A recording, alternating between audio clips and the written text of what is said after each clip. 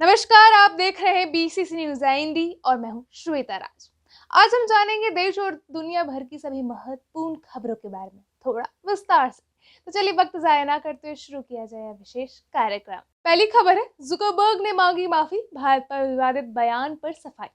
Meta के संस्थापक और सीईओ मार्क जुकरबर्ग ने भारत के लोकसभा चुनाव 2024 पर विवादित बयान देकर माफी मांगी है। जुकरबर्ग ने एक साक्षात्कार में दावा किया था कि कोविड-19 के बाद भारत समेत कई देशों की मौजूदा सरकार हारी। उनके इस बयान से नाराजगी फैल गई। मामले को बढ़ता देख मेटा ने इसे एक गलती बताते हुए माफी मांग ली। आईटी मंत्री अश्विनी वैष्णव ने जुकरबर्ग को गलत जानकारी देने पर जवाब दिया। उन्होंने कहा कि भारत में 2024 के चुनाव में 64 करोड़ लोगों ने हिस्सा लिया और जनता ने एनडीए सरकार पर भरोसा जताया। जुकरबर्ग की टिप्पणी को दुर्भाग्यपूर्ण करार दिया गया। अगली खबर है, दक्षिण कोरिया में राष्ट्रपति यू सुक येओल की गिरफ्तारी। दक्षिण कोरिया के राष्ट्रपति यू सुक येओल की महाभियोग के बाद 15 जनवरी को गिरफ्तार किया गया। यह देश के इतिहास में पहली बार है जब किसी मौजूदा राष्ट्रपति को हिरासत में लिया गया है। राष्ट्रपति पर भ्रष्टाचार, सत्ता के गलत इस्तेमाल और अन्य अनियमितताओं के आरोप थे। संसद में महाभियोग प्रस्ताव पास होने के बाद पुलिस ने उन्हें गिरफ्तार किया। यू सुक येओल पर आरोप है कि उन्होंने मार्शल लॉ लागू करने की कोशिश की, जिससे देश में अस्थिरता फैल गई। गिरफ्तारी के दौरान 1000 से अधिक जांचकर्ता और पुलिस अधिकारी ने उनके घर को घेर लिया।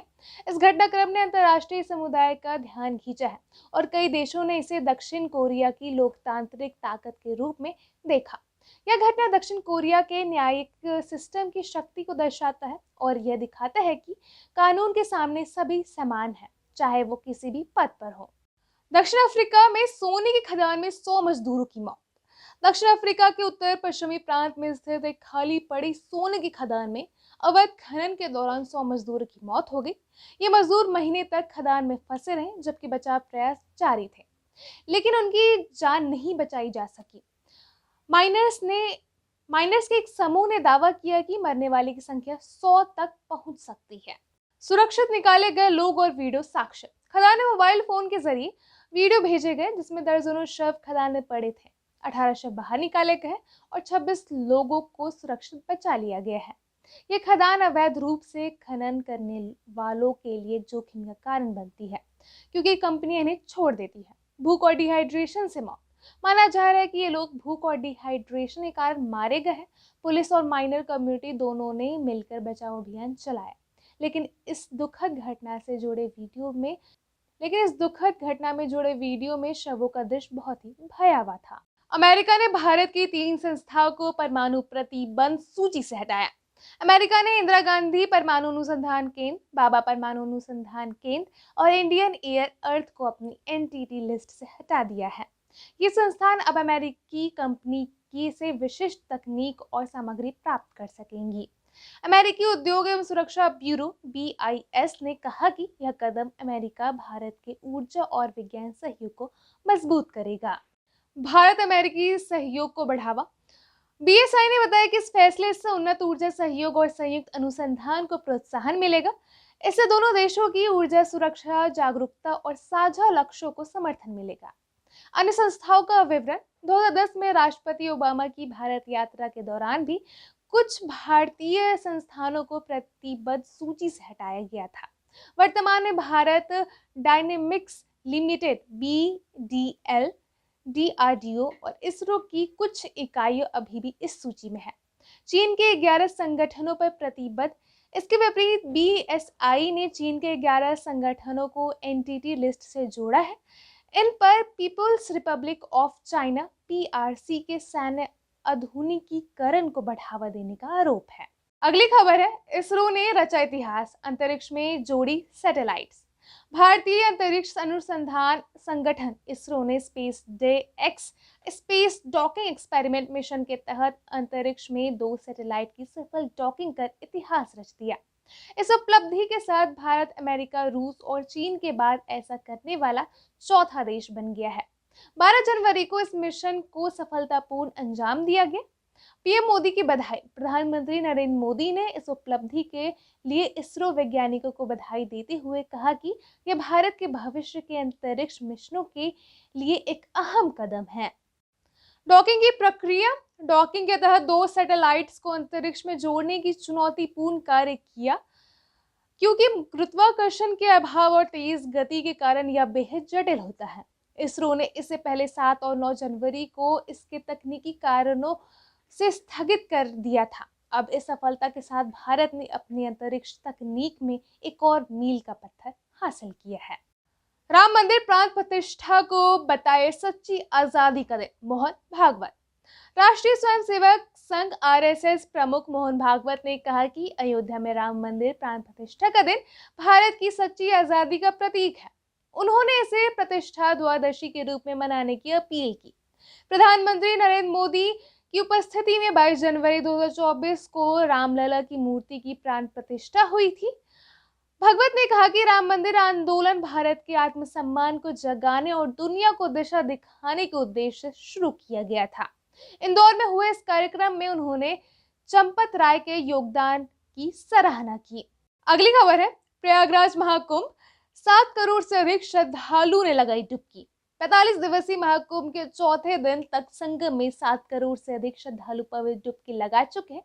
मकर संक्रांति पर 3.5 करोड़ लोगों ने स्नान किया। आगामी मौनी अमावस्या पर 10 करोड़ श्रद्धालुओं के आने की संभावना है। महाकुंभ में विदेशी मेहमानों का भी स्वागत हुआ और 16 जनवरी से संस्कृति का महाकुंभ शुरू हो गया है। व्यवस्थाओं की समीक्षा, भीड़ के दबाव को देखते हुए प्रयागराज रेलवे स्टेशन पर बस स्टैंड पर खासी भीड़ है। मुख्यमंत्री योगी आदित्यनाथ ने निर्देश दिया है कि विशेष ट्रेन और व्यवस्थाओं को दुरुस्त किया जाए। श्रद्धालुओं के लिए रैन बसेरे और सुविधाओं को बेहतर बनाने पर जोर दिया जाए। आगामी स्नान की तैयारियां, मौनी अमावस्या 19 जनवरी के स्नान को लेकर तैयारियां तेज है। प्रशासन व्यवस्थाओं को दुरुस्त करने में जुटा हुआ है। अब तक के आयोजन में सफल बताते हुए सीएम ने इसे और बेहतर करने का निर्देश दिया है। अगली खबर है सुप्रीम कोर्ट का अहम फैसला, देश भर अदालतों में महिलाओं और ट्रांसजेंडर व्यक्तियों के लिए शौचालय अनिवार्य। सुप्रीम कोर्ट ने अदालत परिसर और ट्रिब्यूनल में महिलाएं, सक्षम व्यक्तियों और ट्रांसजेंडर व्यक्तियों के लिए शौचालय सुविधाएं उपलब्ध करने का निर्देश दिया है। जस्टिस जेबी पारदीवाला और जस्टिस आर महादेवन की बेंच ने यह आदेश जारी किया। राज्य को निर्देश दिया। सुप्रीम कोर्ट ने सभी राज्य सरकारों और केंद्र शासित प्रदेश को निर्देश दिए हैं कि शौचालयों के निर्माण, रखरखाव और सफाई के लिए पर्याप्त धन राशि आवंटित करें। हाई कोर्ट से कहा गया है कि इन सुविधाओं की निगरानी के लिए समिति गठित करें। सभी राज्य को 4 महीने के भीतर अपनी स्टेटस रिपोर्ट दाखिल करनी होगी। कठोर चेतावनी, कोर्ट ने चेतावनी दी कि यदि निर्देश का पालन नहीं हुआ तो अवमानना की कार्रवाई की जाएगी। सुप्रीम कोर्ट ने चिंता व्यक्त की कि कई अदालत परिसरों में महिलाएं, न्यायाधीशों और वकीलों के लिए निजी शौचालय भी उपलब्ध नहीं है। विशेष सुविधाओं पर जोर, महिला शौचालय में सैनिटरी नैपकिन, डिस्पेंसरी और उनकी नियमित सफाई की व्यवस्था सुनिश्चित करने के निर्देश दिए गए। कोर्ट ने कहा कि आदेश की कॉपी राज्य और केंद्र शासित प्रदेश के मुख्य सचिवों और हाई कोर्ट के रजिस्ट्रार जनरल पर अनुपालन के लिए भेजी जाए। अगली खबर है केंद्र सरकार के 8वें वेतन आयोग को दी मंजूरी, केंद्रीय कर्मचारी को बड़ी राहत।